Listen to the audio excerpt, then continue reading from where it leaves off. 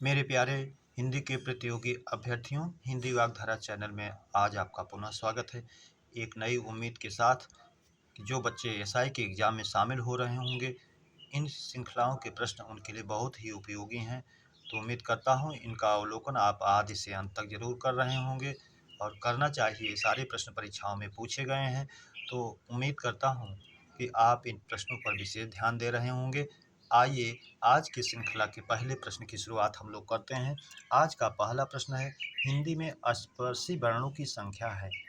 तो हम जानते हैं स्पर्शी वर्ग जो होते हैं हमारे 5 होते हैं और एक वर्गीय व्यंजन में 5 वर्ण होते हैं, तो पाँचों में 25 होगा। विकल्प ए 20, बी 25, सी 26, डी 28। तो विकल्प बी हमारा सही हो जाएगा 25। प्रश्न नंबर 2, स्पर्श संघर्षी वर्णों की संख्या है। ए 3, बी 4, सी 5, डी 6। तो चा छा जा झा ये 4 हमारे स्पर्श संघर्षी व्यंजन हैं, तो विकल्प बी हमारा सही हो जाएगा 4। प्रश्न नंबर 3, विपरीत स्वर है। ए 1, बी 2, सी 3, डी 4। तो हम जानते हैं विपरीत स्वर की संख्या हमारी एक ही होती है जो दीर्घ आ होता है, इसलिए इसकी संख्या 1 हो जाएगी। विकल्प ए हमारा सही हो जाएगा। प्रश्न नंबर 4, अर्ध विपरीत स्वर हैं। अ, आई, औ। तो अर्ध विपरीत स्वर हमारे ये तीनों हैं, इसलिए विकल्प डी सही हो जाएगा सभी। प्रश्न नंबर 5, अग्र स्वर की संख्या है। ए 3, बी 4, सी 5, डी 6। तो अग्र स्वर की संख्या हमारी ई, उ और री 5 होती है, इसलिए विकल्प सी सही हो जाएगा 5। प्रश्न नंबर 6, अयोगवाह वर्णों की संख्या है। 1, 2, 3, 4। हिंदी में अयोगवाह 2 ही होते हैं, अंग और आह, इसलिए विकल्प बी सही हो जाएगा 2। प्रश्न नंबर 7, हिंदी में योगवाह स्वर हैं। ए 9, बी 10, सी 11, डी 13। तो हिंदी में अगर कुल स्वर कहता है तो 13 आप मानते हैं, जिसमें 2 अयोगवाह हैं, तो योगवाह जो है 11 संख्या होगी, इसलिए विकल्प सी सही हो जाएगा 11। प्रश्न नंबर 8, वर्णिक एवं आक्षरिक दोनों हैं। ए स्वर, बी व्यंजन, सी अंग, डी आह। तो वर्णिक भी होते हैं, आक्षरिक भी होते हैं, वो जो होते हैं वो सारे स्वर होते हैं, इसलिए विकल्प ए हमारा सही हो जाएगा स्वर। प्रश्न नंबर 9, सूर्य, पक्षी, फतिंगा, टिड्डी, नाव किसका पर्याय है। अब ये सब पर्याय जैसे हैं, लेकिन मूल रूप से ये अनेकार्थी हैं। अनेकार्थी। अर्क, बी पतंग, सी मित्र, डी हंस। तो हंस का होता है सूर्य, एक पक्षी। मित्र का होता है सूर्य, दोस्त, प्रिय, सहयोगी। पतंग का होता है सूर्य, पक्षी, फतिंगा, टिड्डी, नाव आदि, जो यही दिया गया है विकल्प में पतंग का ही, इसलिए पतंग सही हो जाएगा। अर्क का भी होता है सूर्य, मदार का पौधा, इंद्र, स्फटिक, काढ़ा। प्रश्न नंबर 10, निम्न में बीजाक्षर स्वर है। विकल्प ए ओ, आई, आ। तो हरस स्वर को ही मूल स्वर, लघु स्वर, बीजाक्षर स्वर, प्राकृतिक स्वर, जड़ स्वर कई नामों से जानते हैं, तो जो भी होगा हरस स्वर वही हमारा माना जाएगा। विकल्प ए में ए, बी में ओ, सी में आई, डी में आ। इधर हमारा संयुक्त दीर्घ स्वर दिया गया, ये नहीं है। मूल स्वर, हरस स्वर, बीजाक्षर स्वर, प्राकृतिक स्वर, जड़ स्वर कई नामों से जो जाना जाता है, उस रूप में हमारा ए आ आएगा, इसलिए विकल्प डी सही हो जाएगा। प्रश्न नंबर 11, सभा के प्रत्येक सदस्यों की यही राय थी, में अशुद्धांश है। ए सभा, बी प्रत्येक, सी सदस्यों, डी कोई नहीं। तो सभा के प्रत्येक सदस्यों में जो पूछ रहा है कि इस वाक्य में किस भाग में, किस शब्द में अशुद्धि है, तो जब प्रत्येक कह रहा है तो सदस्य कहना चाहिए था एक वचन में, और यहाँ बहुवचन में प्रयुक्त किया गया है, इसलिए सदस्यों यानी विकल्प सी में हमारा अशुद्धि है। प्रश्न नंबर 12, बाजार किस प्रकार की संज्ञा है। ए व्यक्तिवाचक, बी जातिवाचक, सी समूहवाचक, डी भाववाचक। तो बाजार जो है समूह का बोध करा रहा है, इसलिए विकल्प सी हमारा सही हो जाएगा, समूहवाचक। प्रश्न नंबर 13, वह उठकर भागा में क्रिया है प्रेरणार्थक, अनुकरणात्मक, पूर्वकालिक, संयुक्त क्रिया। दो क्रियाओं का योग नहीं है, इसलिए नहीं है। पूर्वकालिक नहीं है, कर्ता एक कार्य पूरा कर दूसरा शुरू कर रहा है, इसलिए है। वह उठकर भागा, पूर्वकालिक का मतलब ही है जो कर्ता पहले किसी कार्य को क्रिया को पूरा करे फिर दूसरा करे, पहले वह उठा फिर भागा, तो इसलिए पूर्वकालिक में जाएगा। विकल्प सी हमारा सही हो जाएगा। अनुकरण, ध्वनियों के अनुकरण नहीं किया गया अनुसरण। प्रेरणार्थक, कर्ता स्वयं न कार्य के दूसरे से करवाने की बात नहीं कही गई है, इसलिए विकल्प सी ही सही हो जाएगा। प्रश्न नंबर 14, छ वर्ण किन वर्णों का मिला रूप है? क स, क स अ, दोनों क स। ऐसा नहीं, पहला विकल्प हमारा सही है, क प्लस सा, और दूसरे में सा में से ह्रस्व आ को बाहर कर दिया गया, क प्लस सा प्लस आ, इसलिए ये भी सही है। इसलिए विकल्प सी दोनों को हम सही मानेंगे, दोनों रूप उसका विच्छेद का सही है। प्रश्न नंबर 15, वह कवि जो अपनी एक रचना से ही गागर में सागर की प्रसिद्धि प्राप्त की, बिहारी निराला, पंत प्रसाद। तो सच्चाई लिख करके बिहारी सच्चाई को बिहारी जी गागर में सागर की युक्ति सार्थक किए, इसलिए विकल्प ए सही हो जाएगा। प्रश्न नंबर 16, क्रमेलक, लंबोष्ट, उष्ट किसका पर्याय है? ऊंट, सिंधुर, सैंधव, द्वीप। तो द्वीप दो बार में पान करता है, हाथी है। सैंधव घोड़ा का पर्याय है। सिंधुर हाथी का है। और क्रमेलक, लंबोष्ट, उष्ट ये सब जो है ऊंट का है, इसलिए विकल्प ए हमारा सही हो जाएगा। प्रश्न नंबर 17, ना का उच्चारण स्थान है? मूर्धा, कंठ, तालु, ओष्ठ। लितु लसा नाम दंता। तो तवर्ग जो है पूरा दंत में आता है, इसलिए जो है लितु लसा नाम दंता, दंत होगा। अच्छा हाँ, विकल्प ई में दिया गया है दंत, इसलिए विकल्प ई सही होगा, दंत। प्रश्न नंबर 18, राजा का तद्भव रूप है? राय, राव, दोनों, कोई नहीं। तो राजा का तद्भव रूप राय भी होता है, राव भी होता है, इसलिए विकल्प सी दोनों सही है। दोनों का रूप आप जानते हैं, पढ़ते भी हैं कविताओं में, एक और अजगरहि लख, एक और मृग राय। और भी राव भी देखते हैं, बाने फहराने घंटा घराने घंटा गजन के, ना ही ठहराने राव राने देश देशन के राव शब्द आया है, इसलिए दोनों तद्भव भी है। विकल्प सी हमारा सही हो जाएगा। प्रश्न नंबर 19, सीपी का तत्सम है? ए सुक्ति, बी सीपी, सी सीप्या, डी सभी। तो सीपी का तत्सम जो है सुक्ति होता है, इसलिए विकल्प ए सही हो जाएगा, सुक्ति। प्रश्न नंबर 20, अग्नि का पर्याय है?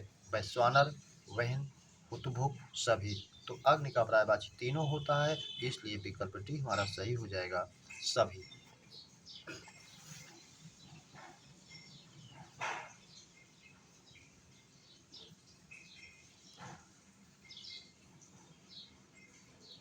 प्रश्न नंबर अगला हमारा 21, कौन सा विराम चिन्ह दो पृथक सत्ताओं या दो शब्दों को जोड़ता है?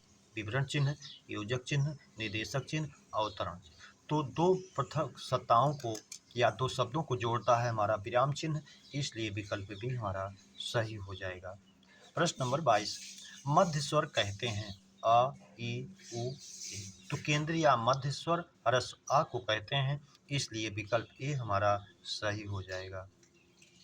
ये जिह्वा के आधार पर स्वर के भेद का एक भेद है, अग्र स्वर, मध्य स्वर, पश्च स्वर, तीन भेद होते हैं। प्रश्न नंबर 23, बोलते समय मुख के कितने उच्चारण स्थानों का प्रयोग किया जाता है? ए 2, बी 3, सी 4, डी 5। तो हमारे 5 स्थानों का प्रयोग होता है उच्चारण स्थानों का, इसलिए विकल्प डी हमारा सही हो जाएगा। प्रश्न नंबर 24, ए ऐ का उच्चारण स्थान है? ओष्ठ, दंत, तालु, कंठ तालव्य। एदयतोः एदयतोः कंठोष्ठम, ओदयतोः कंठतालु। तो एदय ए ऐ इसका उच्चारण कंठोष्ठ होता है। एदयतोः कंठतालु, ओदयतोः कंठोष्ठम। तो ए ऐ कंठतालु होता है, इसलिए विकल्प डी हमारा सही हो जाएगा, उत्कंठ ताल उत्कंठ तालव्य। आप जानते रहिए दोनों का पूछे तो ए दैतोह यानी ए अय का कंठ और ताल ओ दैतोह कंठोष्ठम, ओ और औ का पूछे तो कंठ और ओष्ठ भी जानते रहिए आप। प्रश्न नंबर 25, काजू शब्द का संबंध किस भाषा से है? ए फ्रांसीसी, बी जापानी, सी पुर्तगाली, डी जापानी। तो जापानी 2 बार आया, इससे कोई मतलब नहीं है। रिक्शा पूछा होता, सायोनारा पूछा होता तो जापानी होता, और ये काजू जो है पुर्तगाली भाषा का शब्द है, इसलिए विकल्प सी हमारा सही हो जाएगा। प्रश्न नंबर 26, वेदना में कौन सा प्रत्यय है? ए दना, बी अना, सी ना, डी दन। तो वेदना में अना प्रत्यय है, इसलिए विकल्प भी हमारा सही हो जाएगा, वेदन प्लस अना। प्रश्न नंबर 27, विदेशज शब्द है जीभ, वायु, जूता, चश्मा। तो चश्मा हमारा जो है विदेशज शब्द है, ये फारसी भाषा का, इसलिए विकल्प डी हमारा सही हो जाएगा, चश्मा। प्रश्न नंबर 28, पंकज, जलज आदि किस प्रकार के शब्द हैं? ए रूढ़, बी मिश्रित, सी युगरूढ़, डी योगिक। तो जो शब्द यौगिक तो होते हैं, लेकिन दोनों मिलकर के तीसरा अर्थ द्योतित करते हैं, अर्थात बहुब्रीहि समास के सारे उदाहरण जो है युगरूढ़ होते हैं, इसलिए विकल्प सी हमारा सही हो जाएगा, पंकज और जलज में बहुब्रीहि समास भी है। प्रश्न नंबर 29, छायादार किसका उदाहरण है? देशज, विदेशज, सी संकर, डी तत्सम। तो छाया संस्कृत का है, दार अरबी फारसी का है, इसलिए संकर है, 2 भाषाओं का इसमें मिश्रण है, विकल्प सी हमारा सही हो जाएगा, संकर। प्रश्न नंबर 30, किस वाक्य में आदर प्रकरणार्थ बहुवचन है? आदर को प्रकट करने के लिए बहुवचन का प्रयोग किया गया है। ए राजा जी के बड़े बेटे आए हैं, आदर सूचक है, इसलिए बहुवचन है। शिवाजी वीर थे, ये भी बहुवचन है आदर सूचक में। गांधी जी चंपारण गए थे, यह भी आदर सूचक में बहुवचन प्रयोग किया गया है, इसलिए विकल्प डी हमारा सही हो जाएगा, सभी। प्रश्न नंबर 31, द्रव्यवाचक संज्ञाओं का प्रयोग केवल किस वचन में होता है? एक वचन, बहुवचन, उभयलिंग, सभी में। तो द्रव्यवाचक संज्ञाओं का प्रयोग केवल एक वचन में होता है, इसलिए विकल्प ए, जैसे पानी, लकड़ी, सोना, ऊन, प्लास्टिक, चीनी, स्टील आदि। प्रश्न नंबर 32, इंद्रिय का प्रयोग इंद्रिय का विशेषण रूप है? ए ऐन्द्रिय, बी ऐन्द्रियक, सी इंद्रियाय, डी कोई नहीं। तो इंद्रिय का विशेषण ऐन्द्रिय, इसलिए विकल्प ही हमारा सही हो जाएगा। प्रश्न नंबर 33, काम का विशेषण रूप है? कामी, काम में, कामुक, डी सभी। तो काम का तीनों विशेषण बनता है, कामी भी, काम में भी, कामुक भी, इसलिए विकल्प डी हमारा सही हो जाएगा, सभी। प्रश्न नंबर 34, महेश ने गाय को चारा खिलाया में मुख्य कर्म है? महेश गाय चारा खिलाया, खिलाया क्रिया है, और जो कर्म क्रिया की मुख्य क्रिया के समीप होता है और जिसमें परसर्ग को नहीं दिखता है वही मुख्य होता है, इस और चारा जो है क्रिया के समीप है, इसलिए विकल्प सी हमारा सही हो जाएगा, मुख्य कर्म के रूप में चारा। प्रश्न नंबर 35, पक्षियों से पानी पिया जाता है, किस वाक्य का उदाहरण है? अब यहाँ से द्वारा का वाचक चिन्ह भी मिल रहा है, क्रिया कर्म के अनुसार प्रधानता है रखी गई है, इसलिए कर्मवाच्य होगा, विकल्प भी हमारा सही हो जाएगा। प्रश्न नंबर 36, मैंने रमेश से पत्र लिखवाया, वाक्य में लिखवाया कौन से प्रकार की क्रिया है? नाम धातु, संयुक्त, प्रेरणार्थक, अनुकरणात्मक। ध्वनियों का अनुसरण करके नहीं है, इसलिए नहीं। प्रेरणार्थक कर्ता स्वयं नाकार के दूसरे से करवा रहा है, इसलिए विकल्प सी ही होगा, प्रेरणार्थक। संयुक्त नहीं है, 2 क्रियाओं का मिश्रण नहीं है, योग नहीं है। नाम धातु, संज्ञा सर्वनाम विशेषण से बनाई हुई क्रियाएं नहीं है, इसलिए नहीं है। प्रश्न नंबर 37, प्राप्त करने की इच्छा वाक्यांश का एक शब्द है? प्रेप्सा, प्राप्तव्य, प्राप्ताय, प्राप्तिक। तो प्राप्त करने की इच्छा वाक्यांश का एक शब्द प्रेप्सा होता है, इसलिए विकल्प ए ही सही है। अंतिम और 38वां प्रश्न, वह नायिका जो अपने पति के प्रदेश में होने के कारण दुखी है, वाक्यांश का एक शब्द है? ए विरह विदग्धा, प्रोषित पतिका, प्रवत्य पतिका, आगत पतिका। तो वह नायिका जो अपने पति के विदेश में होने के कारण दुखी है, उसका वाक्यांश का एक शब्द बनता है विरह विदग्धा, इसलिए विकल्प ए हमारा सही है। मेरे प्यारे बच्चों, इस श्रृंखला के प्रश्नों की चर्चा पर चर्चा हम लोगों ने विधिवत किया। उम्मीद करता हूँ ये श्रृंखला के प्रश्न आपको अच्छे लगे हों, तो अपने मित्रों को सब्सक्राइब, लाइक और शेयर अवश्य करें। यही आपसे उम्मीद और अपेक्षा है, और साथ ही आप लोगों के उज्जवल भविष्य की कामना के साथ जय हिंद, जय भारत।